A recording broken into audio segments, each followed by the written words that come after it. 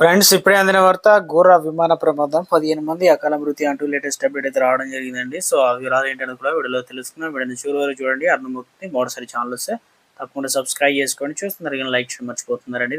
Like చేయండి. వివరాలకి అయితే వెళ్ళిపోదామండి. బొలివియా రాజధాని లా పాజ్ సమీపంలో ఎల్ఓ అలర్ట్ అనగా నగరంలో శుక్రవారం తీవ్ర విషాదం చోటు చేసుకుంది.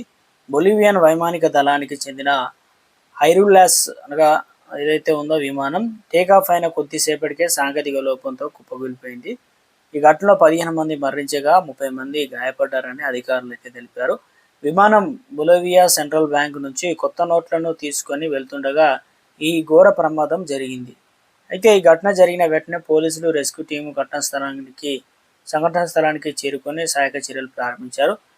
గాయపడిన వారిని చికిత్స నిమిత్తం సమీపంలో ఆసుపత్రికి తరలించారు. విమానం జనసంచారం ఉన్న ప్రాంతంలో కూలిపోవడంతో మృతుల సంఖ్య మరింత పెరిగే అవకాశం ఉందని చెప్పేసి అధికారులు తెలిపారు. ఈ ప్రమాదం కారణం ఎల్ అలర్ట్ అనగా అంతర్జాతీయ విమానాశ్రయాన్ని తాత్కాలికంగా మూసివేసినట్లు జాతీయ విమానయాన సంస్థ బొలివియా ఏవియన్స్ రైటర్స్ అయితే నివేదిక